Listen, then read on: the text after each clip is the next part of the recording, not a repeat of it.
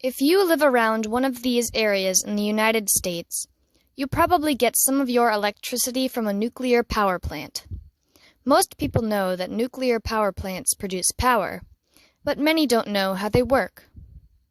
The power plants themselves work by heating up water with energy from fissioned uranium atoms. Fission is when an atom, usually a large one such as uranium, splits apart. This is the typical reaction. A neutron, here, combines with uranium-235 to briefly make uranium-236. The uranium-236 then splits into barium-141 and krypton-92, along with 3 loose neutrons. These neutrons are then set free to bounce around and maybe cause another fission reaction.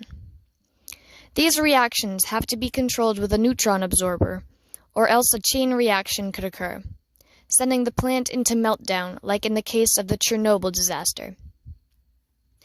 The immense amount of energy released from the fission of uranium has to do with Einstein's famous equation, E equals mc squared. According to that equation, the mass of an object and its energy are directly related. The mass is multiplied by the enormous constant of the speed of light squared to get the amount of energy in the mass. Even a small mass can have a huge amount of energy inside. The problem therein lies in getting that energy. In atoms, there is something called the mass defect.